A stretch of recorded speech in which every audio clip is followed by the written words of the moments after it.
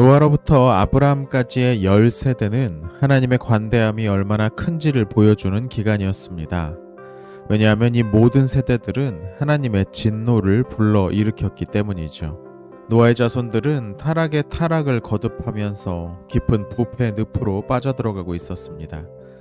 그들은 서로 싸우고 죽이며 성벽과 망대를 쌓고 끝없는 전쟁을 일으켰습니다. 패배한 쪽은 노예가 되어 팔려나갔죠. 자연스럽게 우상들도 나타났습니다. 각 민족마다 자기들만의 우상들을 만들기 시작했는데 여기에는 악한 영들의 우두머리였던 마스테마의 유혹이 있었습니다. 때가 되어 나홀이라는 이름을 가진 사내가 아들을 낳았습니다. 마스테마는 갈까마귀를 비롯한 여러 새들을 보내 땅을 해치고 곡식의 열매를 맺지 못하도록 했습니다. 그러자 나홀의 가족이 땅을 갈고 씨를 뿌린 후 흙으로 채 덮기 전에 수많은 새들이 날아와 그 씨앗을 먹어치웠습니다. 이 사건을 기억하기 위해 나홀은 자신의 아들에게 데라라는 이름을 붙였죠. 데라가 낳은 아들이 바로 아브라함이었습니다. 최초의 폭군이자 점성술사이기도 했던 니므롯은 별자리를 연구해 아브라함이 잉태되었다는 것을 깨달았습니다. 그는 스스로를 신으로 선언하고 백성들을 위해 군림하고 있었기에 자신이 만든 신앙에 대적할 인물이 나타난 것을 걱정하며 신하들을 소집해 대책을 물었죠. 악한 왕의 악한 신하들은 교활한 대책을 하나 떠올렸습니다. 큰 집을 하나 지어 전국의 모든 임신한 여인들을 그곳에 의무적으로 머물라고 명령을 내리고 아들이 태어나면 산파를 이용해 죽이고 딸이 태어나면 선물을 주자는 내용이었죠. 어딘가 출애굽기의 내용이 떠오르는 장면입니다.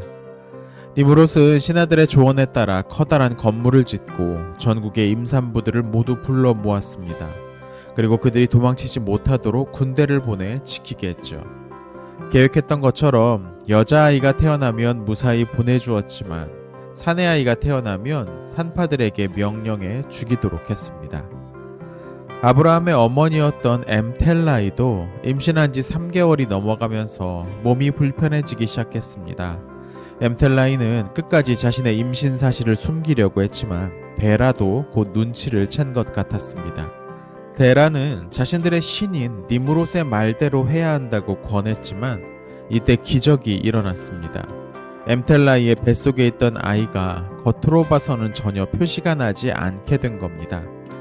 결국 해산을 하는 날까지 주변의 눈을 피하는 데 성공한 엠텔라이는 출산이 임박해지자 성을 떠나 광야 근방의 한 동굴로 들어갔습니다. 그리고 그곳에서 아들을 낳았죠. 동굴 전체가 마치 해가 뜬 것처럼 아이에게서 나오는 빛으로 환해졌고 엠텔라이는 비로소 마음을 놓고 기뻐할 수 있었습니다. 이 아이가 바로 아브라함이었죠. 하지만 니므롯의 서슬퍼런 명령이 아직도 내려져 있는 상황에서 갓난아이를 데리고 집으로 돌아가는 일은 너무나 위험했습니다. 결국 엠텔라이는 자신의 옷으로 아기를 감싼 후 하나님께서 함께 해주시기를 기도하며 동굴에 아이를 두고 돌아왔습니다. 얼마 후 아기가 울기 시작하자 하나님은 가브리엘을 보내 아이에게 젖을 먹이도록 명령하셨습니다. 가브리엘은 아브라함의 오른손 새끼손가락에서 젖이 나오게 했고 아이는 열흘이 될 때까지 그것을 빨아 먹었습니다. 열흘 후 아이는 일어서 걷기 시작했고 그때 다시 가브리엘이 나타났습니다. 가브리엘로부터 하나님이 누구신지 알게 된 아브라함은 비로소 하나님께 엎드려 기도를 했다고 합니다. 얼마 후 아이를 두고 온 것이 못내 후회됐던 엠텔라이가 다시 동굴로 돌아왔고 그 근처에서 아브라함을 만났습니다. 하지만 아브라함이 너무나 빨리 자라 있었기에 엠텔라이는 아들을 알아보지 못했죠. 생후 20일 만에 걷고 말하기까지 했으니까요. 하지만 결국 모자는 서로를 확인하게 되었습니다. 아브라함은 어머니에게 니므롯 왕에게 가서 하늘에 계신 하나님에 대해 알리라는 요청을 했습니다. 당시 데라는 니므롯의 대신 중 한 명이었기에 곧 이 소식은 니므롯에게도 전해졌죠. 그러자 니므롯은 안절부절 못했습니다. 태어난 지 한 달도 되지 않은 아이가 자기 발로 걷고 말하며 그 입으로 하늘에 계신 한 분이신 하나님에 대해 선포했다는 소식은 그의 신하들도 놀라게 만들었습니다. 이때 검은 옷을 입은 사탄이 와서 니므롯에게 조언했습니다. 왕에게 막강한 군대가 있으니 병사들을 보내 아브라함을 잡아와 왕을 섬기게 하라는 내용이었습니다. 곧 니므롯은 아브라함을 체포하기 위해 군대를 보냈습니다. 어린 아브라함은 군대가 오는 모습을 보고 두려워하며 하나님의 도움을 구했습니다. 하나님은 가브리엘을 보내셨고 그는 하나님께서 곧 구원해 주실 것이라며 아브라함을 격려했습니다. 그러는 동안 아브라함과 니므롯이 보낸 군대 사이를 아주 빽빽한 구름이 가로막았고 이에 겁을 집어먹은 병사들은 니므롯에게로 도망쳤습니다. 소식을 들은 니므롯은 두려움에 떨며 신하들과 함께 수도를 버리고 바벨론으로 향했습니다. 그러자 가브리엘은 아브라함에게 바벨론으로 가라고 지시했습니다. 걱정하는 아브라함을 어깨에 앉힌 가브리엘은 순식간에 바벨론으로 이동했죠. 비로소 아브라함은 자신감을 얻고 바벨론 성내를 돌아다니면서 하나님은 한 분뿐이시며 그분 외에는 다른 신이 없다고 선포했습니다. 결국 니므롯은 고관들을 보내 아브라함을 데려오도록 지시했습니다. 그렇게 니므롯을 만난 아브라함은 니므롯이 만든 우상들과 가짜 종교를 꾸짖으며 하나님과 그분의 청지기인 자신을 인정하라고 소리쳤습니다. 그 순간 니므롯이 만든 우상들이 꼬꾸라졌고 니므롯도 2시간 반이나 정신을 잃었습니다. 가까스로 정신을 차린 니므롯은 아브라함과 그의 부모를 고향으로 돌려보냈습니다. 그 후 오랜 시간이 지나 이제 20살이 된 아브라함은 그곳에서 니므롯이 만든 가짜 신앙을 고발하는 일에 매진했습니다. 왕은 이에 분노하며 아브라함을 감옥에 가두고 물과 음식을 주지 말라고 명령했습니다. 그러자 하나님은 가브리엘을 보내서 아브라함이 먹고 마실 것을 채워주셨습니다. 다시 무려 1년이 지난 후 니므롯은 아브라함을 화형에 처하라는 신하들의 간언에 따라 자신의 모든 백성들에게 40일 내에 장작을 마련해 바치라고 명령했습니다.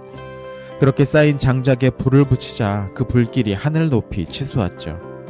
왕은 장작 위에 걸린 용광로에 아브라함을 던지라고 간수에게 명령했습니다.